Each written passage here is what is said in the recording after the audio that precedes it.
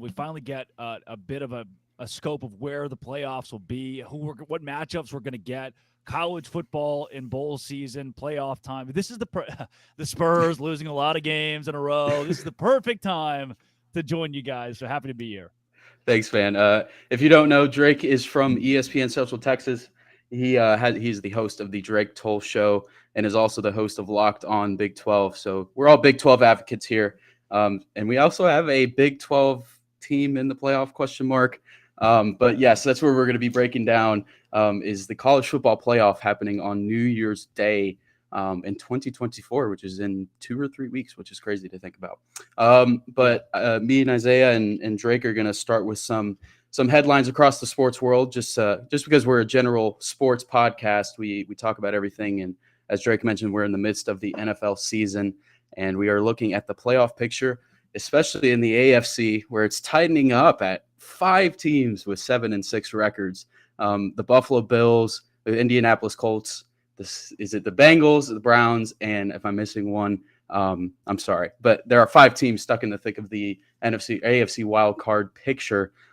So Isaiah, I want to get your quick thoughts first on the Bills and Chiefs game. That one ended in a very, very interesting fashion, with Kadarius Toney clearly lining up offsides and leading the Bills to a win in Kansas City. What are your thoughts on that one?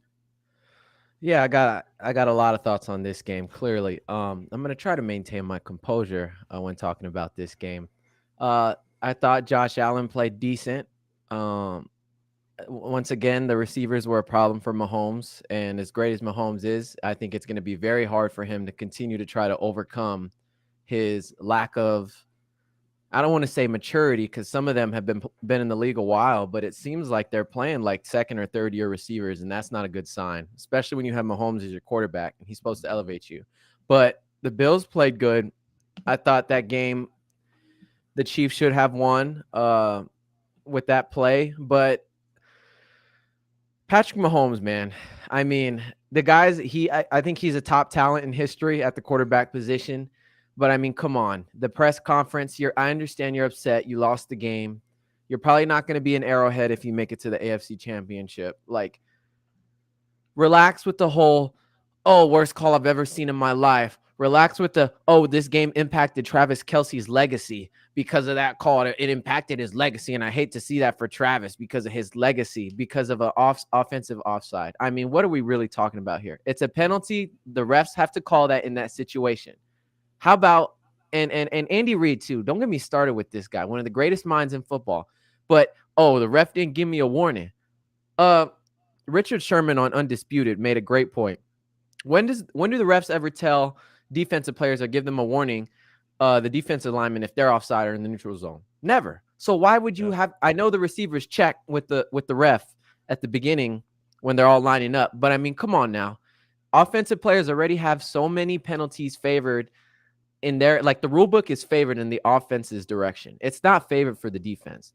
So that game, like the whole complaining, the penalty, ridiculous. That was a crazy play by Kelce and Toney. But I mean, at the end of the day, it's the same issue. They're losing not because of one flag or 2 flags. They're losing because they're not playing well enough. Their defense is a lot better this year, but the offense, I mean, Mahomes can only do so much. So those are my thoughts. Drake, I want to toss it to you. What do you think Kadarius Toney's future looks like as a future member of the Kansas City Chiefs after this? Get ready to learn McDonald's, buddy. I mean, every turn, this guy flipping. I just look, and easy for me to say in a room with a microphone in front of me. But let's be honest. Look, I get paid to talking to a microphone. You guys, your hobby, you get paid. What you do is talking to a microphone, right? And if you don't do it well enough, you will lose your job.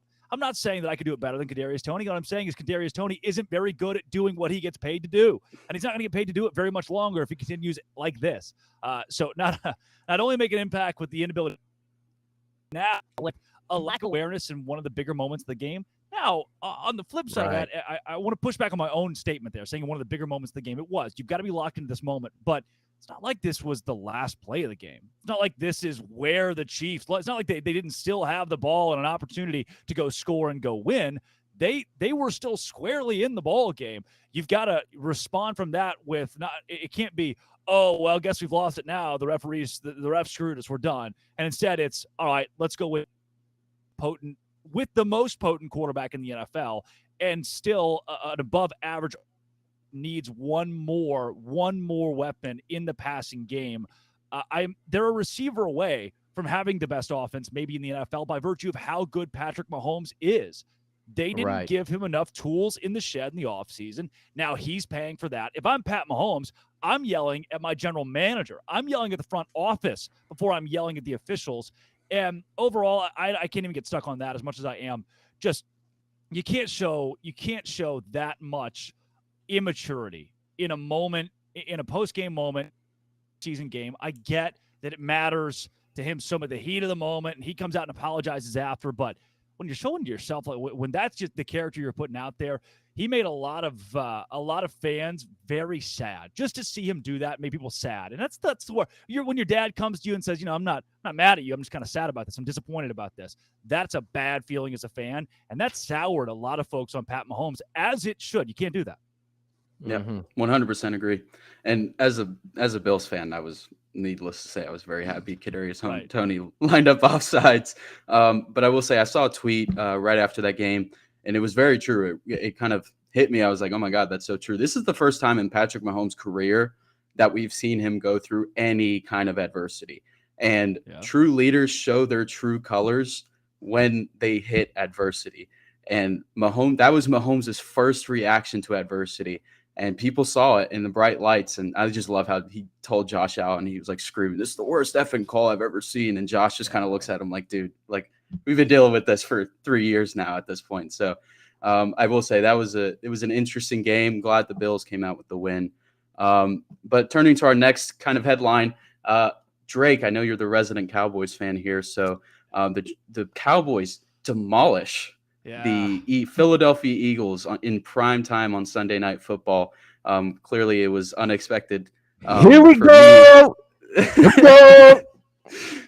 So, Drake, what are your thoughts on how Dak is looking? Do you think he's going to come away with the MVP award by the end of the season, or do you think he's going to run into a buzzsaw with the Buffalo Bills in Week 15? Yeah, Dak MVP, it seems to be where we're heading. This year is the first time that I can remember of such a battle for conservative quarterbacks at the top. You could see it in the way that Dallas runs the offense, the West Coast offense. It is a two-step throw or run. This isn't a sit back and pick apart a defense. It never will be with Dak Prescott. And we're rewarding that from Prescott to Brock Purdy. Now, both guys are good quarterbacks. They're system quarterback. Every NFL quarterback's a system quarterback. Throw Mahomes out there and sure he can play circus ball, but most of these guys, the offense is built around their capabilities. That shouldn't be a knock on Dak. That said, will that win you a Super Bowl? I don't know. I can't confidently say yes. And look, let's be honest too. The Cowboys, the Philadelphia Eagles, the Cowboys beat the December 9th Philadelphia Eagles, who are banged up, who are coming out of one of the toughest stretches. It's the toughest stretch of their schedule, a pretty tough stretch compared to other teams. And they already know with the teams they have coming up, with the Giants a couple of times, they've got a real good shot to lock up the NFC with or without this win in Dallas. Let's get out of here. Everybody healthy. They got that big win against Kansas City on the road that felt like the one that proves, okay, the Eagles are still here. They can win the Super Bowl. They're good. They didn't need to win this game. The Cowboys did. I wasn't shocked that it was a blowout, and I still am not buying the fact that the Cowboys could go into Levi's Stadium and win a road game in the postseason. I'm not buying the fact the Cowboys will go to Philly in the postseason and win a football game. So until that happens, the Dallas Cowboys are not going to the Super Bowl, and I'm not buying in that.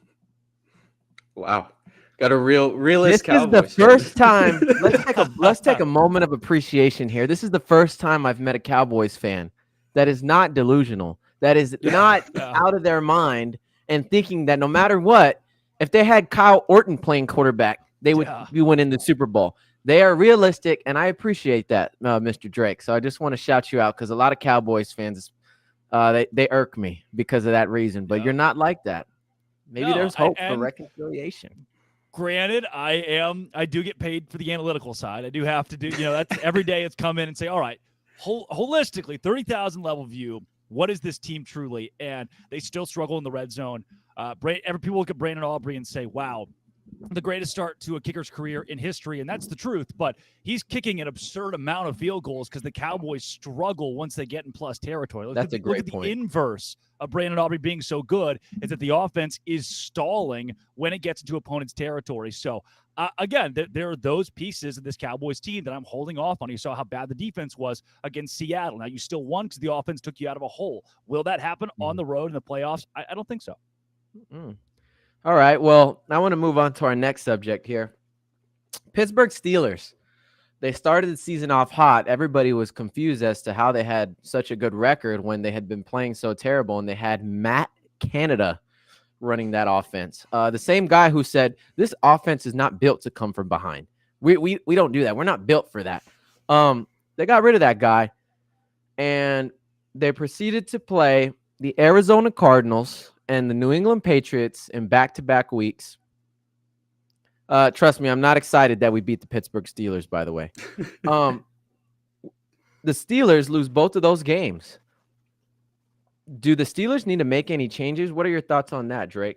Do they need to make any more changes, whether that be this season, the offseason? What do they need to do? It is one of the toughest questions. Truly, that's not even hyperbolic. It's one of the toughest questions in the NFL because let's cut to Mike Tomlin, right? Let's go straight to Mike Tomlin here.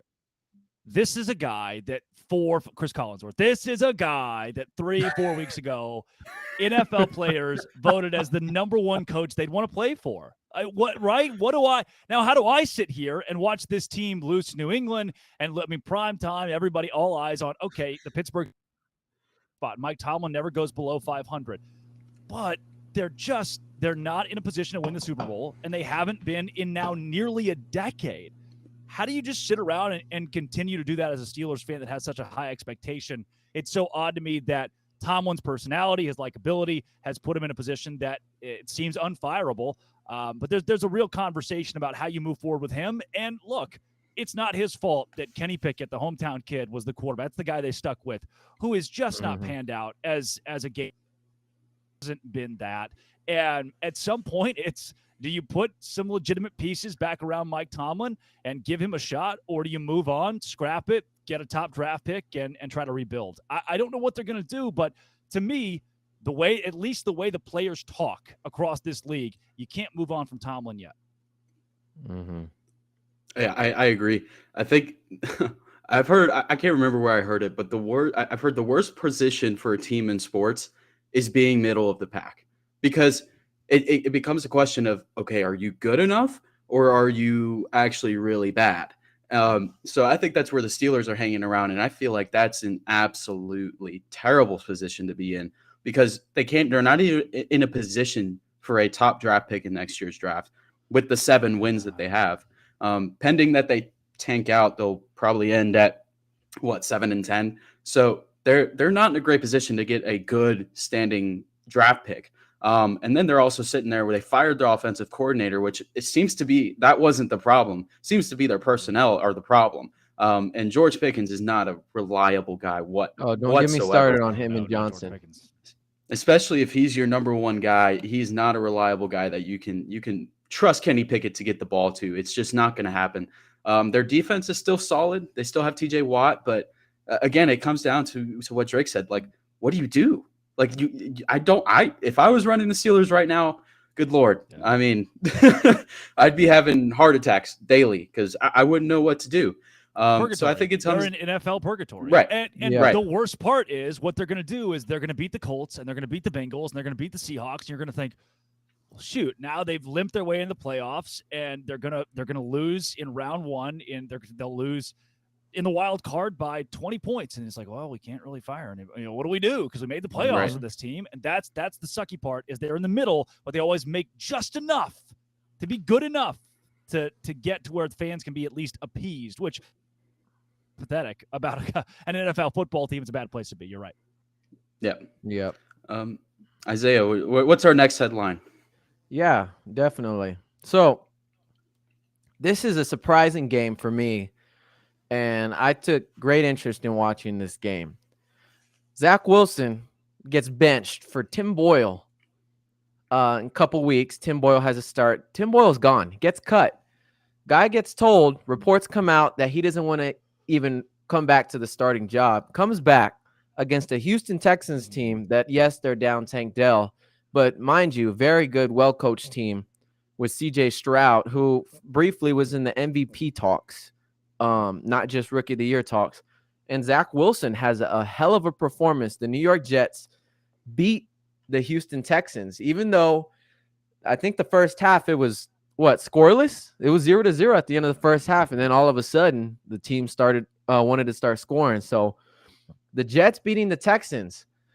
Oliver, what are your thoughts? Are the Jets playoff hopes still alive? Aaron Rodgers comeback? Question mark. How did the Jets look after beating Houston? Absolutely not. What are we talking about? They're sitting in probably the toughest division in football. We all know that division is going to come down to either Buffalo or Miami. And I'm told you before we started the episode, I think that Week 18 Buffalo-Miami matchup could be for the division, considering Miami's schedule. And if the Bills win out, then they can obviously compete for that home field advantage in the playoffs.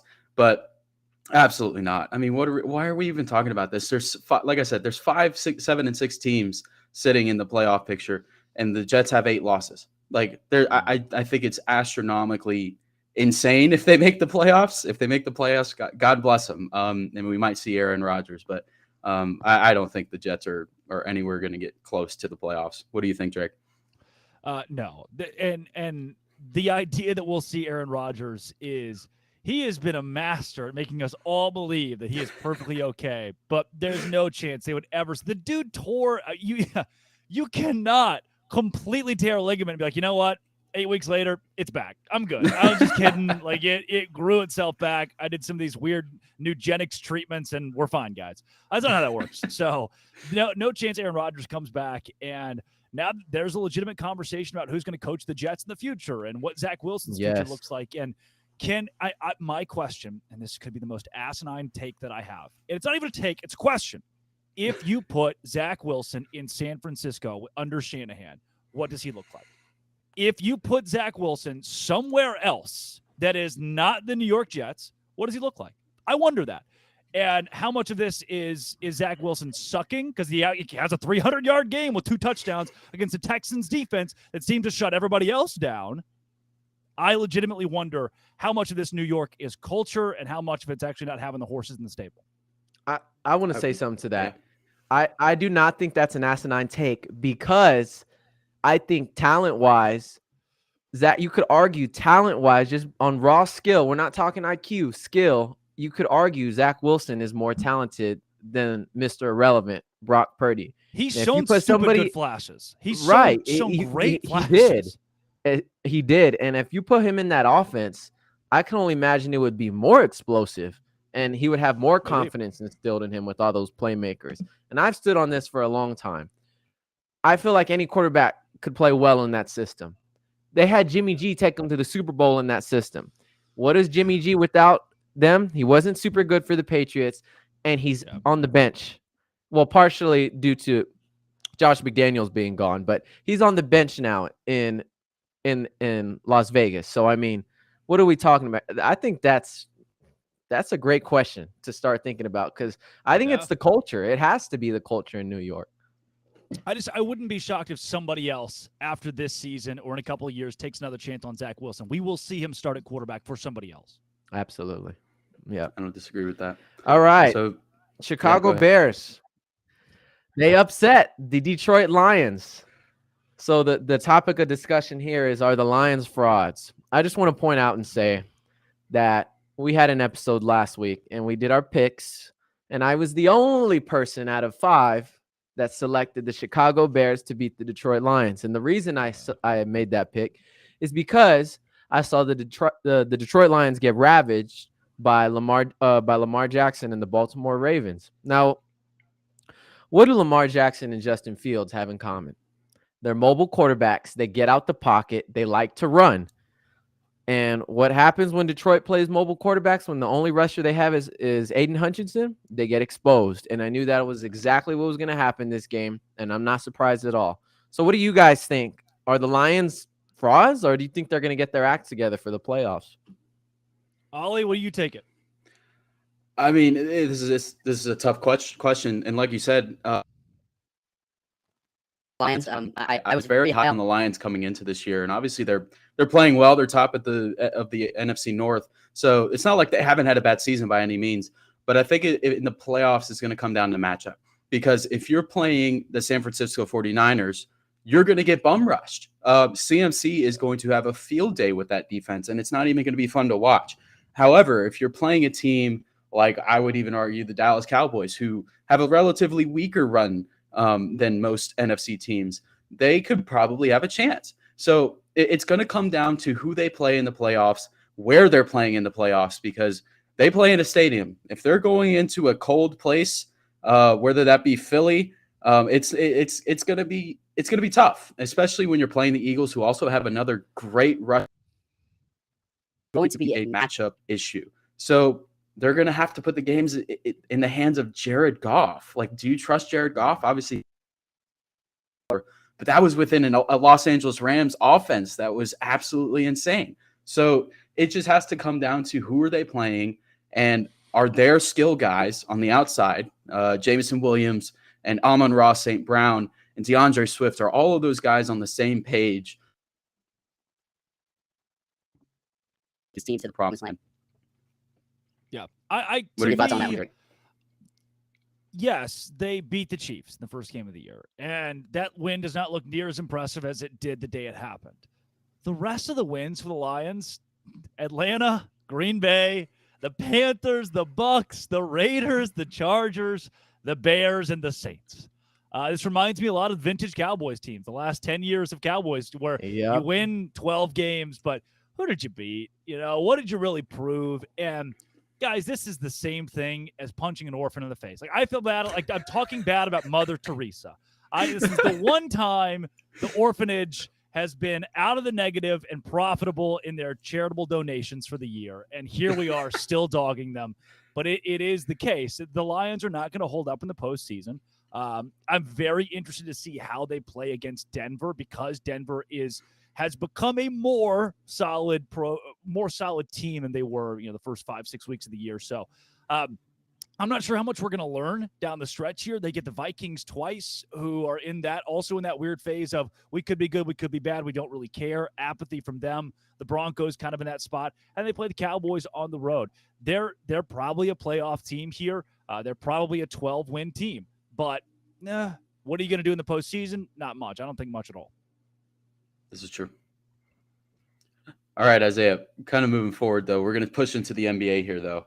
Right. So starting off, because this one just happened. So Draymond Green slapping the shit out of Yusuf Nurkic for no apparent reason. So, Isaiah, what are your thoughts on the indefinite suspension to Draymond Green, and what do you think is the path forward for Draymond? Is he still going to be on the Warriors next year? Is he still going to be in the league next year? What do you think is going to happen with Draymond? Yeah, of course. So I took some time and I'm a religious First Take watcher. So I watch First Take almost every day. And they had Joe Dumars on this morning, who, is the executive director and the vice president of basketball operations in the NBA. And we know that Joe Dumars has a great relationship with Draymond. And he said something to the question that you basically just asked me, but that Stephen A. Smith asked him, is like, why indefinite? And why did you feel that was necessary? And I thought his explanation was great, and I understand his explanation. When we saw him slap Yusuf Nurkic and we saw that stuff happen, we were wondering, how many games is he going to get? How many games? We're all focused on the amount, the number. And basically what Dumars said was, we didn't want to attach a number to it because that's not the point. The point is we want to try to get Draymond the help he needs.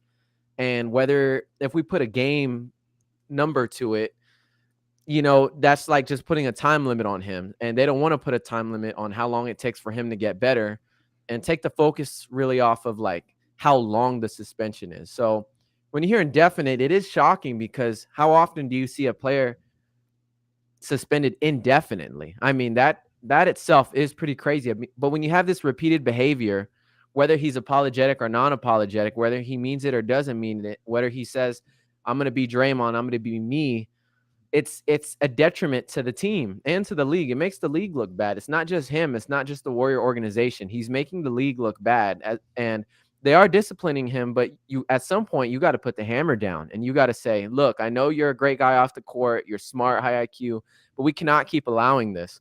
So you could argue the Warriors would have more championships if, I believe it was what year, 2015 or 2016 finals, if Draymond didn't get suspended for that game in the finals.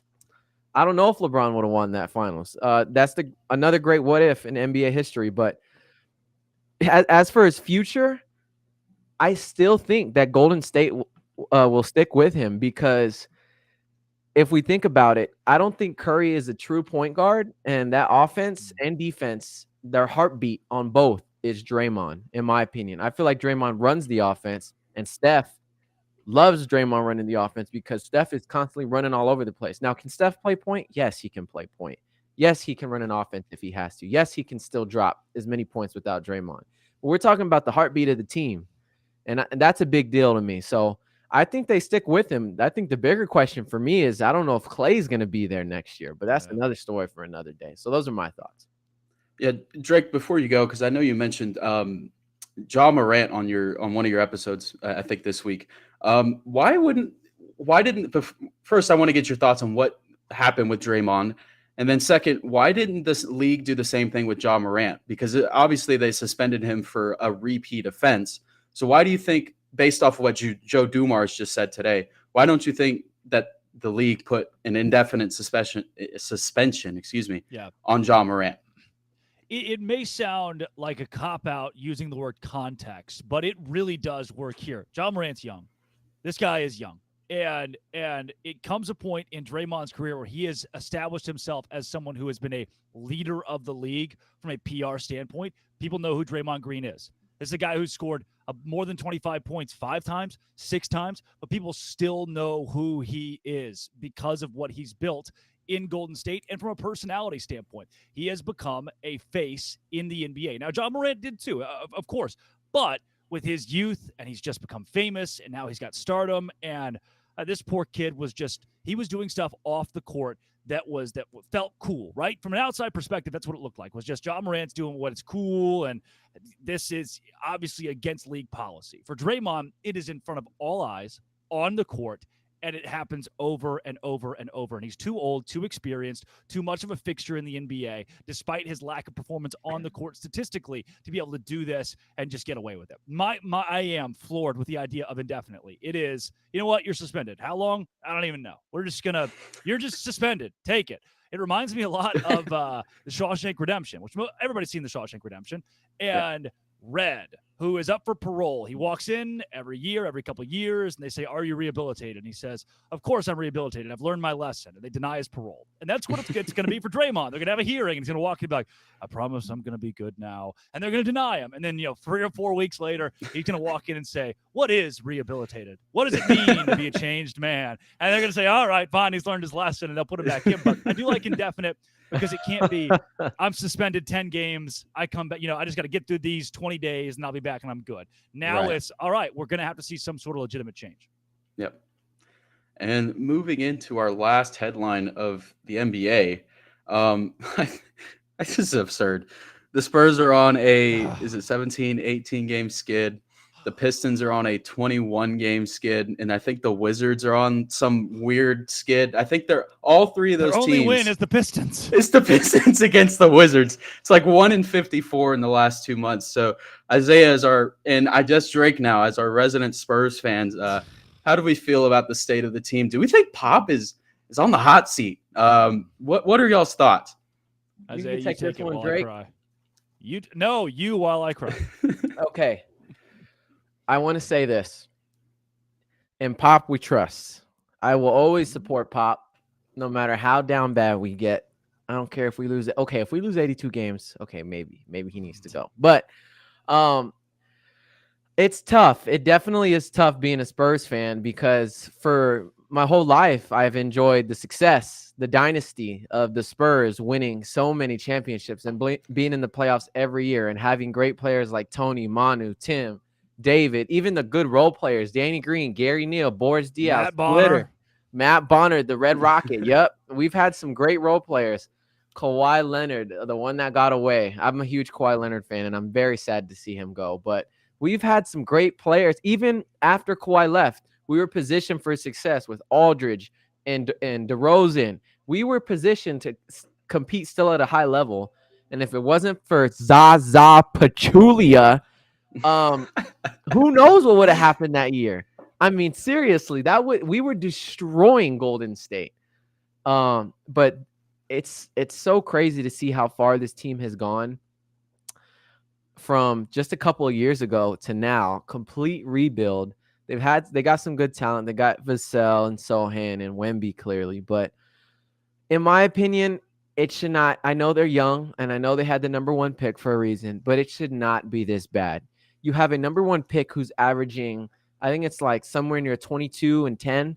I mean, this dude is playing confident, and what irks me is when I watch the games is, yes, I understand you want to ease him into the game, but they're not passing him the ball when he's calling for it open in the lane. Like, and that bothers me. Like, I feel like, I mean, don't get me wrong, these guys are trying to earn their paychecks too. It's not just Wemby, so they're trying to show that they can play too. But I mean, my goodness, it's so irritating watching them. And then when Wemby gets it, he a lot of times rushes it because he feels like he's not going to get the ball for another 2 or 3 minutes that he's in the game. So it's extremely frustrating. I don't think it's Pop's fault, though.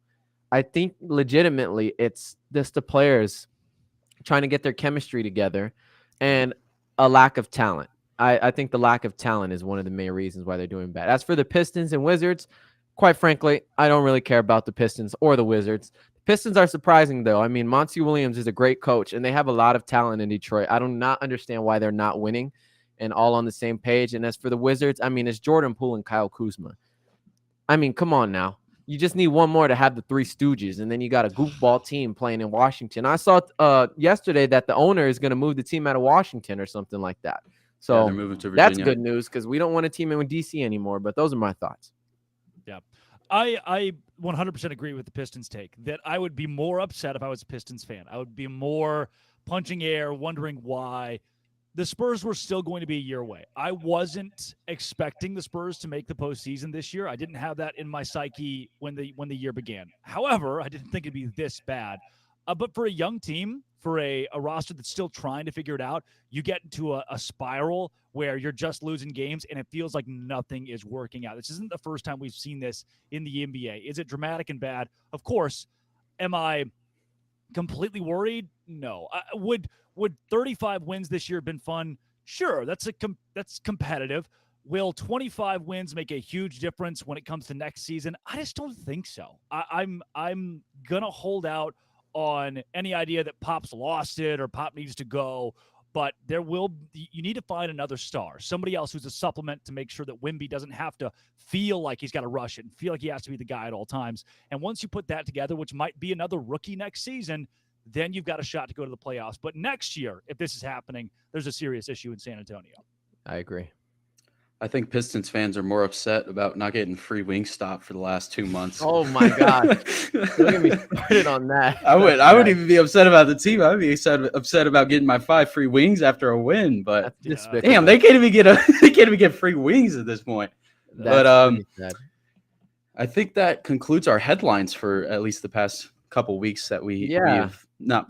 But go. So we have a little sponsorship plug we have to get in here. So go, Isaiah. That's all you. So here at the Athletics Exchange, we are partnered with Fiverr, which is an app you can download on the App Store or access on your computer or desktop. Fiverr is the world's largest marketplace for digital services. Share your skills with our buyer community and make money while you're at it. Whether you're a graphic designer, programmer, content writer, translator, or voiceover artist, Fiverr is the place for you. Below in our description, so if you're watching, go to the description, go to our page. You can find great tips to start selling on Fiverr and click our special link that we have to continue to grow your business with Fiverr today. Shout out Fiverr. Thanks for the sponsorship. All right. So Drake, before we get into our college football playoff preview, I kind of forgot to give you a little spot at the beginning. Just kind of briefly give us your college background, where you're the Baylor Bears, considering you're a fellow Baylor TU flag in the background, so I'm not too happy. about that. But Just give us a quick background on Yeah. yourself. What is your main thing, man? Yeah, born and raised in Arkansas. Grew up a huge Razorback fan. Fell in love with Baylor when RG3 was there and knew that's where I wanted to go. Athletic excellence was what marked the university there for a while at least, and still does in most sports that aren't football, it seems. So love Baylor. Still working in Waco at ESPN Central Texas, covering Baylor.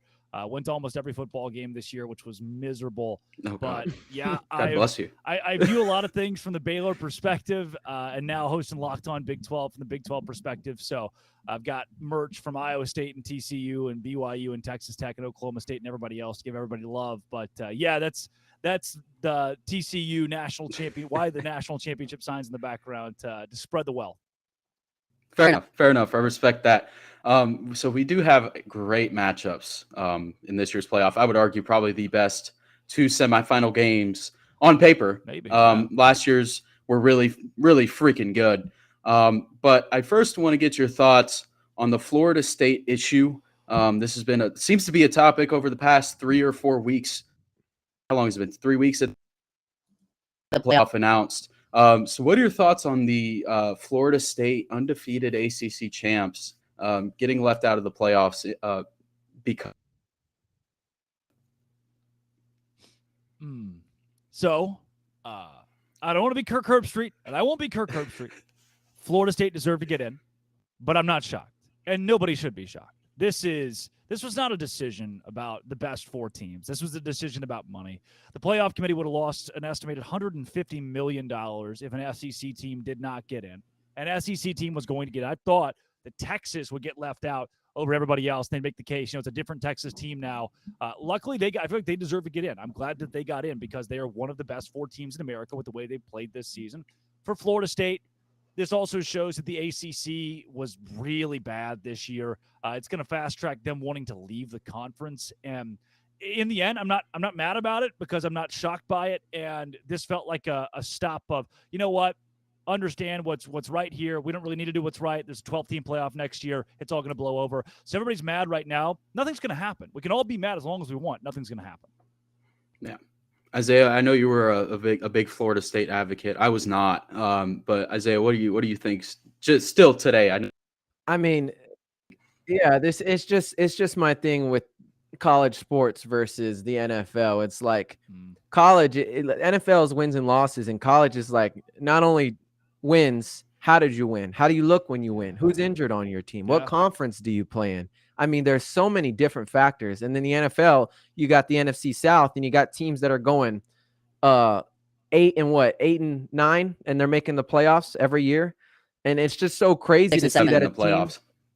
Yeah, like it's just so crazy to see that a team like Florida State, an injury that's out of their control, you got to think about and I know that the committee has a job and they got a job to do, and there's 4 teams for now. But I mean, these kids get accepted to go on full scholarships to play football. Some don't. Some are paying ridiculous amounts of money to play football for the organization, and they go undefeated. And to be at the announcement and hear, yeah, we're not putting you in. It's like, what do you do? Like, I understand Travis he's a dog, and he's a big part in why they were winning games. But I mean, it's just, I guess that's just my problem with college football is that you can have that, and there's nothing you could do about it. They couldn't have done anything different to prevent this from happening because of the conference they play in and because of the injury. They did not have control of their future, and that sucks. And that's what I don't like about that. So that's why I feel how I feel. Here's where before we dive into Washington and Texas, I think they did have an opportunity to keep it within their hands. I think the game against Louisville, if they would have shown that they had, if they performed exceptionally well, obviously they were on their 3rd string quarterback at that time, but I think if they had shown and proven like, hey, we're fine without Georgia, I think they would have gotten in over Bama. But like Drake said, it's a money game, and Florida State also looked like shit against Louisville. I mean, they could have easily lost that game had Jack Plummer not thrown the game away for Louisville. And like I said last weekend, I I lost brain cells watching that game. It was just terrible, terrible football to watch. So I think if you just look at that and the fact that the SEC is the moneymaker in college football, Florida State had an opportunity. They could have been 2014 Ohio State, where they got in and Ohio State blew out Wisconsin 59-0 in the conference championship, but they didn't, and they look terrible, if I'm being honest. And everyone's hanging on the Auburn-Alabama game. Like, okay, sure, but Florida State did not play great against Florida either. So it's not a matter of do they most deserve to get in. That's not even part of the college football playoff criteria. It's the 4 best teams, and at this moment in time, 60. It's just the fact that it's a close game. But either way, We have great matchups. We're going to start with the Big 12 in name only team, Texas and Washington. So Drake, what is the main thing that Washington has to do in this game to keep it within reach and to win this game? Big 12 team in name and money only, by the way, because Texas is loading up the dollars for this conference, and that's the saving grace of them making the playoff. Is the Big 12 is going to benefit from that, from a brand standpoint, from a cash standpoint.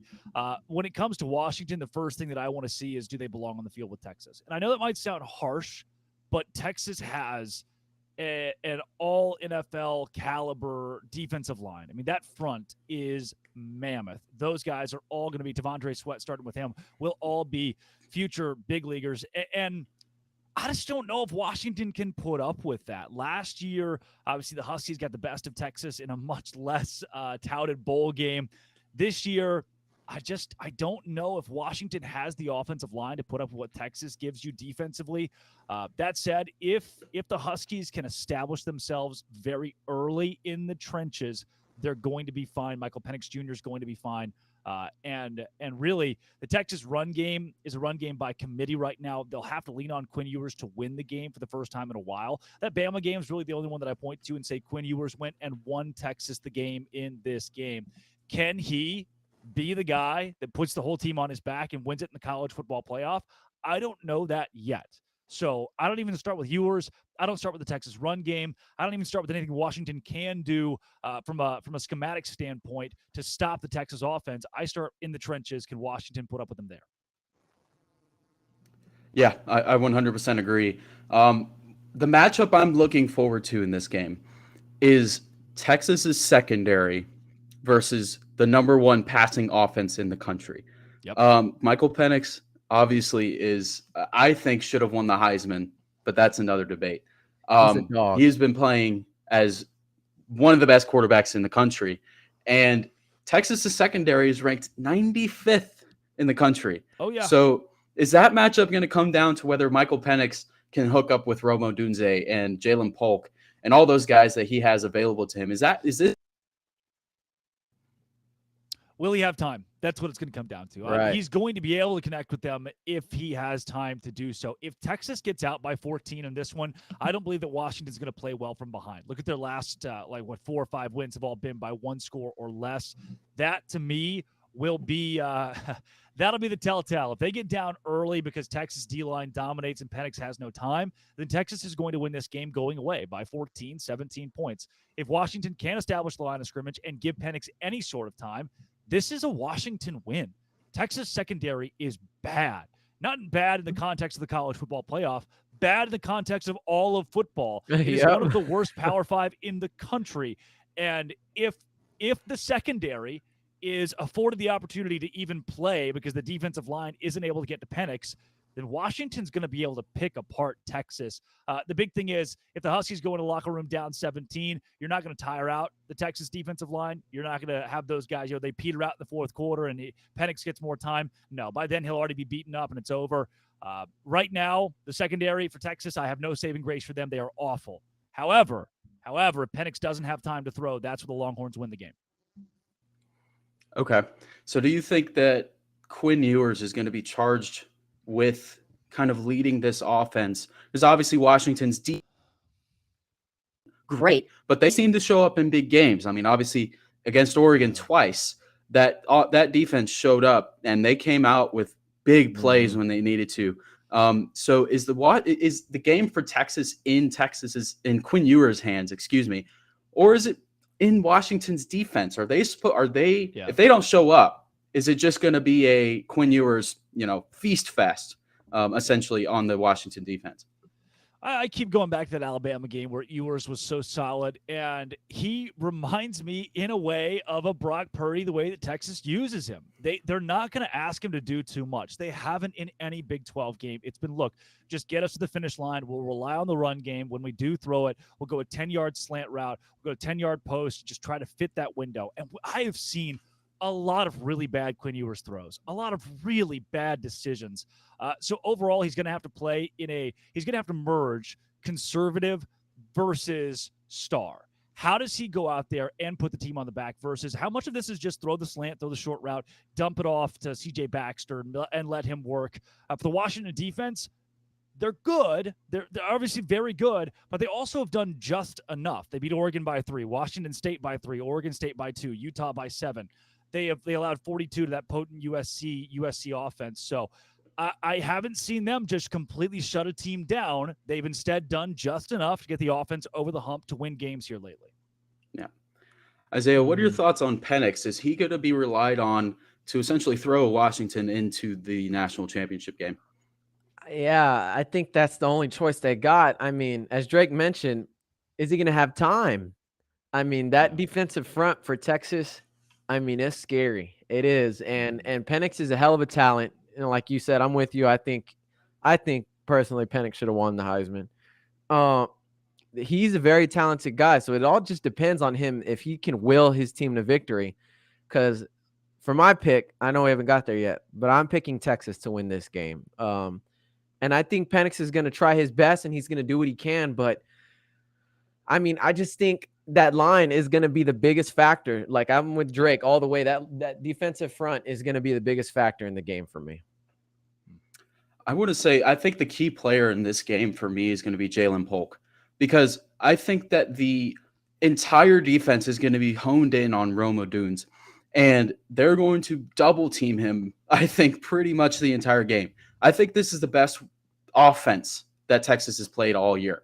And I don't even think it's a debate. This is the best offense that they're going to be playing all year. Yep. So Rome Odunze is going to get a lot of attention from the Texas secondary. I think Jalen Polk has to show up. He has to be there for Penix. He has to be that wide receiver too. It kind of reminds me of Gabe Davis in the Bills offense, because when Stephon Diggs is not playing well and he's being doubled, they are turning to Gabe Davis, whether they like it or not. And recently Gabe has not been great, but I think Jalen Polk is going to be the key in this game. And can Washington establish a run game? They had a great running game with Dylan. Is it Dylan Edwards or Dylan Johnson? I get the Dylans mixed up because there's one of the Dylans is on Michigan, one of them's on Washington. But they had a great running game against Oregon, and that's what they relied on.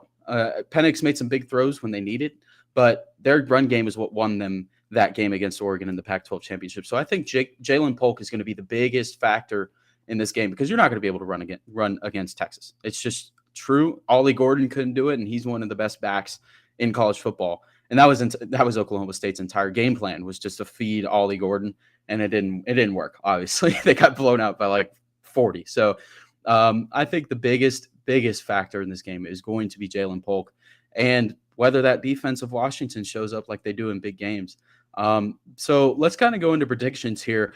Drake, where are you leaning for this game? I'm going to go Texas. I think Texas wins this game, establishes the line of scrimmage, and I'm not sure Washington scores more than 21. I'm going to go 31-21 Longhorns. Wow. Isaiah? That was going to be my score that exact prediction, 31-21. Do it. 31-21, lock it in. I'm picking Washington. I've been riding high on Washington pretty much all year. I thought at the beginning of the year they were playing like the best team in the country. Obviously, they ran into a buzzsaw of a schedule in the Pac-12, but they were playing like lights out at the beginning of the year. And I'm going to pick Washington. Washington is insane. I mean, they were 10-point dogs against Oregon, and they beat them by 3. So I think Washington in this spot, I think Penix is motivated. And I will say this. The one thing I liked about what happened during that release show is that all the other teams were having watch parties. Kalen DeBoers went out and said, we don't need one.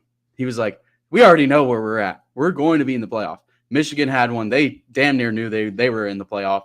Yeah. But it sounds like something small, but I think this team is so dialed in that they're going to keep it a game. And if Washington can keep this game within 3 points at halftime, 3 to 7 points, easily, especially with the arm of Penix, with their running game that they're established, the weapons they have on the outside. They have the best weapons, I think, in college football. So I think Washington's going to win this one. I think I'm going to take them to cover the points and win. I'm going to keep it at like a 35-31 game. I think it's going to be super high scoring. The over is going to hit. It's not even going to be funny. This is going to be a super high scoring game. But I think this game is going to be fun to watch, man. I mean, Sugar Bowl in New Orleans and night game, it's going to be super fun to watch. But any last thoughts on this game, Drake or Isaiah? That's all I got. All right, we're moving. So the Rose Bowl matchup, which this one has caused a lot of interesting takes. Michigan and Alabama. Drake, what are your thoughts on the J.J. McCarthy? Is he going to be relied on against this Alabama defense to win the game for Michigan? Is the ball in his hands to win the game at the end? No, and I don't believe it's the Michigan run game either. I think it's the defense. It's the Michigan defense, which has been a juggernaut all year long. They shut out Iowa, which I could do, but the Michigan defense, you could argue their worst game this year was against Maryland, and the offense did enough to win on the road. And pretty much the rest of this season, Michigan's defense has been lights out. You allow 24 to Ohio State, and that's certainly excusable. I put this game squarely on the Michigan defense, and McCarthy doesn't have to do too much. You look at Corum. Corum's got, 24, 25 touchdowns and barely over 1,000 yards rushing. What that shows is that usually he gets a short field because the defense works. It is so crisp. They don't need to lean on either McCarthy or Corum. They can just go out, let the defense play, and Michigan's favored by 1. I think they should be favored by a score here. The way that I see this, the better team, based on what we've seen in 2023, Michigan's the better football team. And for that, I think I still have to lean that way for them to win. I know it's unpopular. Most of the bettors are on Alabama. The public's on Alabama, but that typically means that Michigan's the one who's going to win. Right. So do you think that the fact that Jalen Milroe is kind of the best, I would say the best quarterback that they played this year, do you think that's going to play a factor against the Michigan defense? Because Milroe can do a ton with his legs, with his arm. I mean, the dude has a cannon, and he can take off whenever he wants to. Do you think that that's going to cause some problems for the Michigan defense in this game? Somehow Michigan's more physical than Alabama. That's a weird thing to say. It doesn't work most years, but watching Michigan play this year, they are crunching teams. Look against Penn State where they just ran the football. It works offensively and defensively. They can crunch you, and I think they're going to crunch Jalen Milroe. I get that he gets SEC defenses week in and week out, and he just saw Georgia. This is a Michigan team playing with a different chip on its shoulder. And different than Georgia, they're not worn out. By the end of the year, it looked like Georgia was wearing down. In the SEC championship, you saw 2 teams that had gone through a knockdown, drag-out SEC gauntlet. Michigan still looks pumped and fresh, mostly because of what happened to Jim Harbaugh. Gave them new life with 3 games to go. Gave them a new. We have even more to prove now. With that, Michigan riding the high of momentum. When you've got that kind of momentum, you play even bigger, even faster, even stronger. It gives you an extra edge. Michigan has that. Alabama does not. Milroe is a great quarterback, don't get me wrong, but I just think the physicality of Michigan's going to get to him. That's fair. Isaiah, what are your thoughts on Nick Saban being an underdog in a college football playoff game?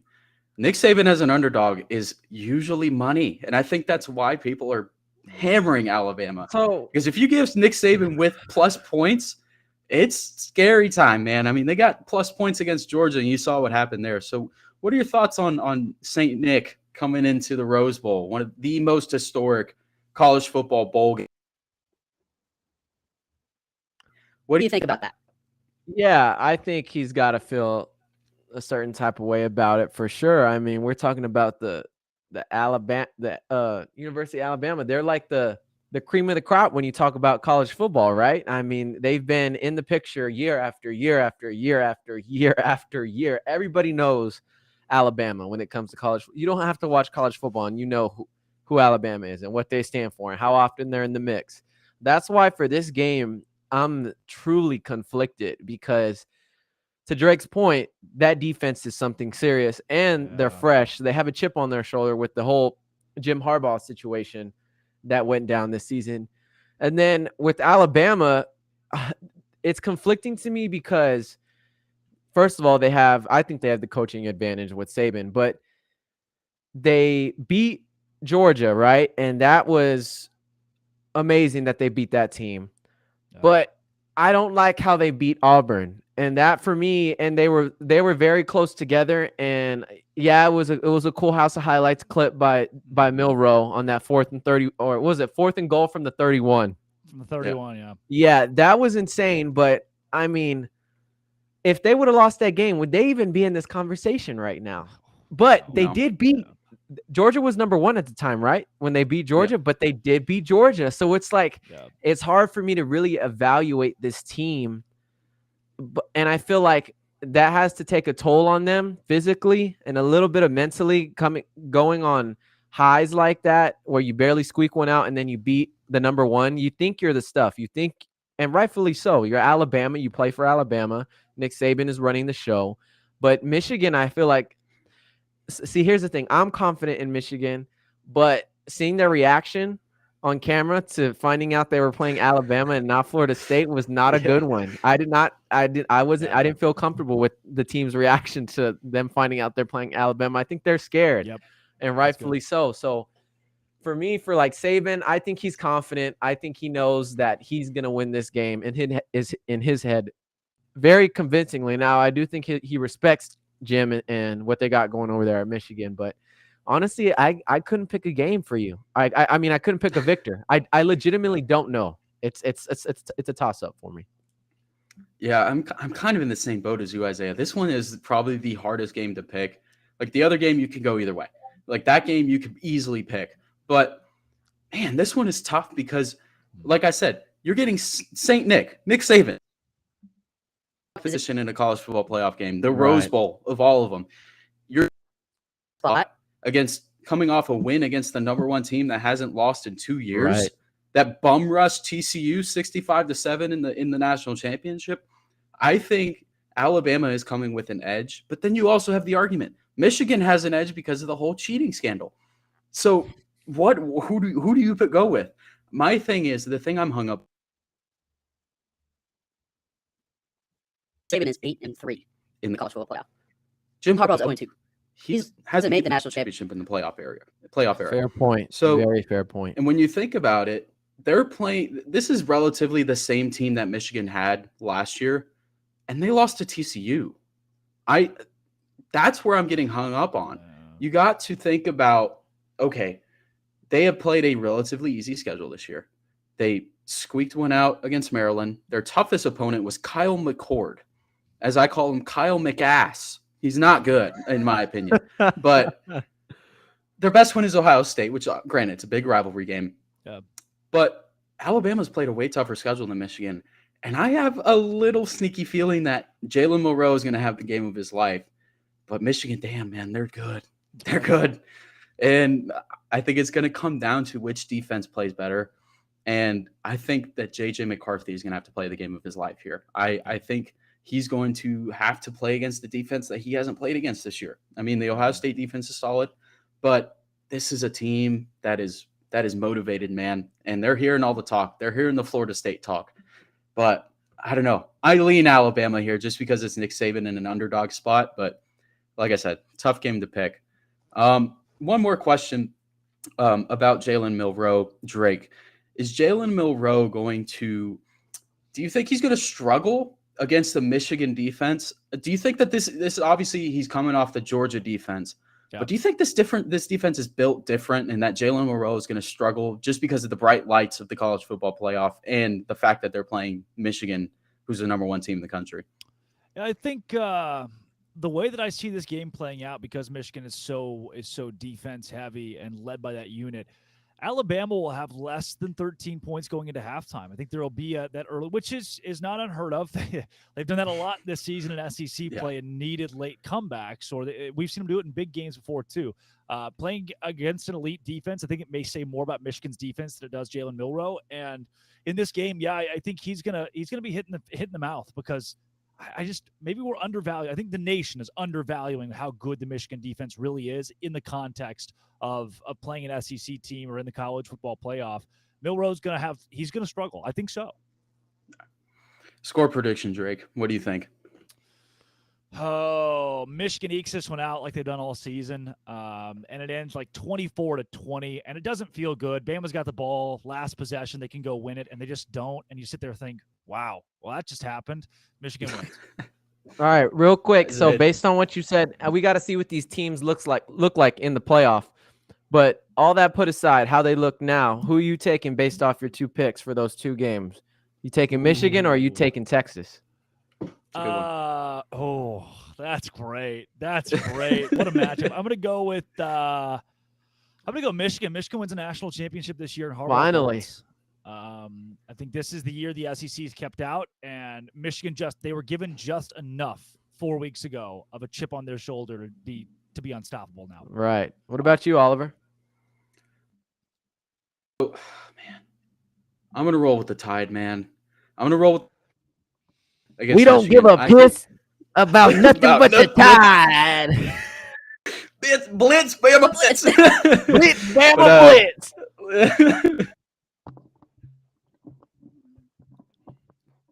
Are going to eat this one out. This is going to be the closest game, I think, of the 2. Yep. I'm seeing like a 1-point game, like 27-26.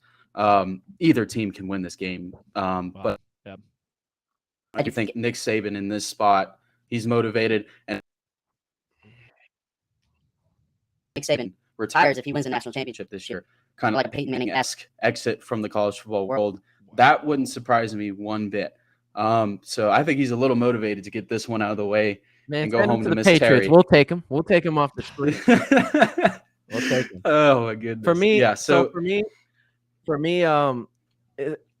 whoever wins this Michigan Alabama game is winning the national championship. That's my opinion, because I think these are the 2 best teams, in my opinion. So I think whoever wins out of these 2 is winning the national championship. So Oliver, you want to head up? Start with our last segment we have here. Yeah. Before I do, if I have an Alabama-Washington national championship, which I think is going to be a great game. That's a great matchup. First off, because you got a mobile quarterback in Alabama and a strict pocket passer, the best in the country, with Michael Penix. Can be a great matchup with me and Alabama, though. So we have. I think this is the first time we've done this, Isaiah. The one-word game.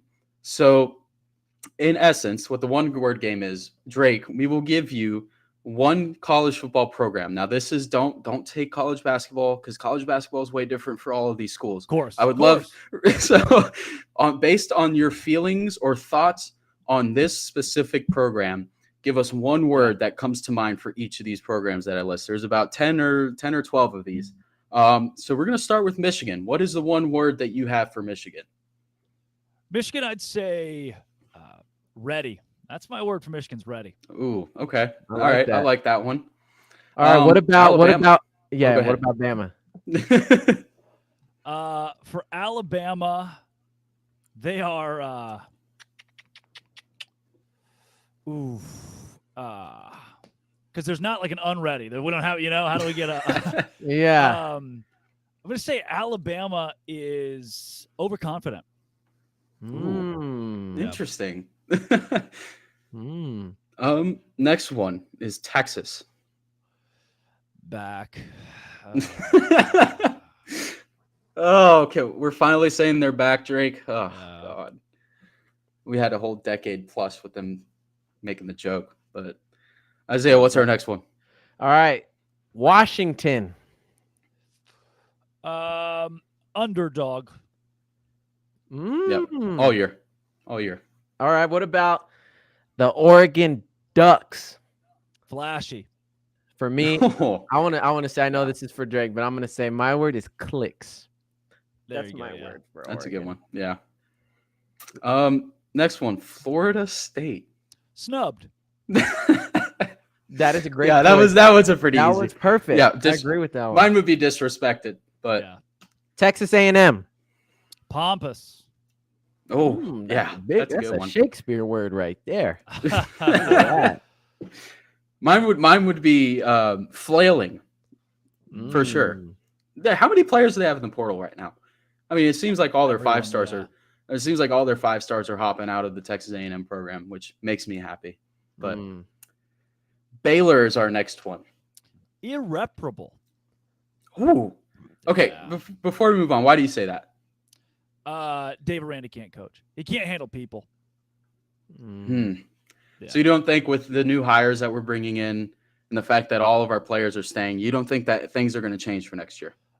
No, I mean, when all the players stay from 3 and 9, you need positive attrition. If bad players stay, you don't get a lot of good. And so, but you think about it, he's fired over a dozen assistants now who, when they hired Joe Wickline, he was a great recruiter. Larry Fedora was a great recruiter. Jeff Grimes was a great recruiter. Eric Mateos is a great recruiter. Jorge Munoz is a great recruiter. I could keep going. They all got fired. They all weren't good recruiters or coaches under Aranda. And the one commonality between all of them is that Aranda hired. They've had success everywhere else. Georgia wanted Mateos. And you saw what Aranda did to him. So I've heard some of the war stories inside the program. Aranda can't handle people. So I'm going with irreparable. Okay. Tennessee Vols. Fraudulent.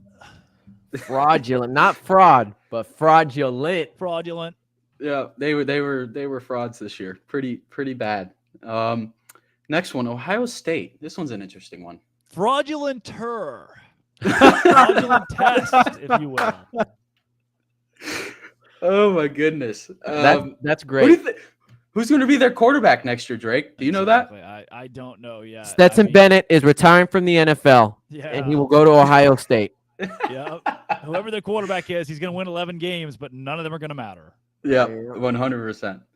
Next one. Ooh, this one's a good one, actually. TCU. Oh, disappointment. Yeah. They had one good class. I agree with that. One good class. Yep. I agree with that. I will say, though, their first game against, I don't know if it was the first game of the season, but their game against Colorado. Yeah, that was a hell of a game to watch right there, Awesome. especially with all the hype around Colorado. So, all right, Arkansas. Irreparable for Arkansas because they got a lot of the same problems, but they're in the SEC. Tough to compete. That's true. Next one is Georgia. Fine. That was literally my word. I think Fine. They are totally fine. They're A-okay. As long as they have Kirby Smart, they're good. We have next one. Florida. Dumpster. Oh, dumpster. Ooh. So I could get if I've had like multiple words, I would have said gold-plated dumpster because this is like you should never lose at Florida. This is so pointless to lose at Florida. Wow. Okay, there's one that's not on this list that I do want to ask you. Yeah. What your one word is, and I think you know where this is going. They were the biggest story in college football for the first 3 weeks of the season. Colorado. Impressions. You used clicks, which took mine, so I'm just gonna go impressions for Colorado. Impressions. I like that. It's stunning to me to see how Colorado just. I mean, you knew it was going to happen. You knew they didn't have the talent to compete at a very, very high level. So you knew it was going to happen at some point. But I mean, damn, they're getting like slaughtered by a lot of people. So, all right. I had one more wild card for you, Drake. This one you might get caught off guard with. Liberty, the Liberty Flames. Wow.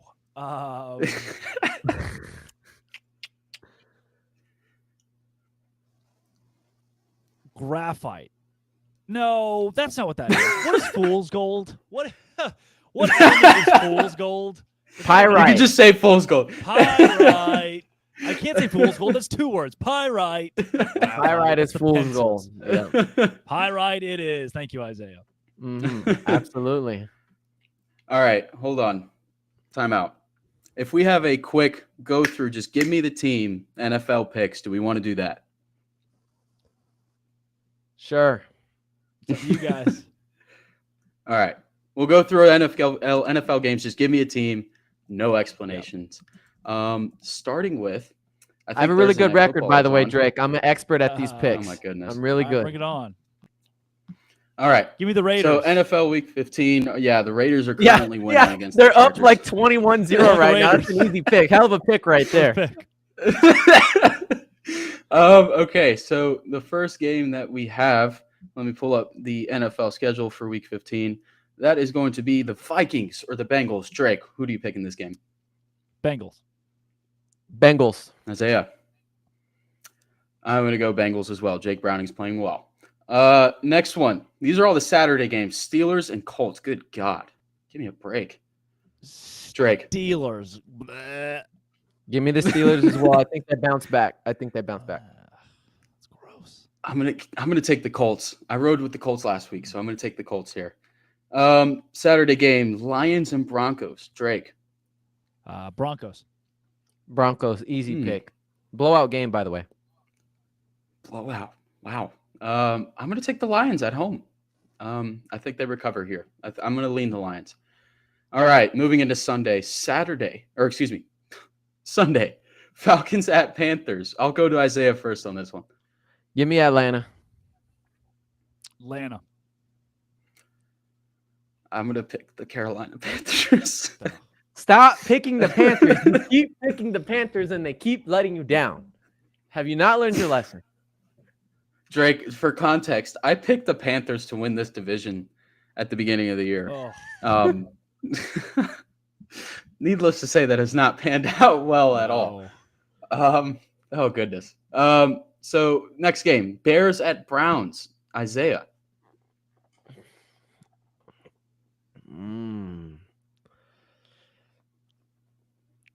Give me the Cleveland Browns. Give me the Browns.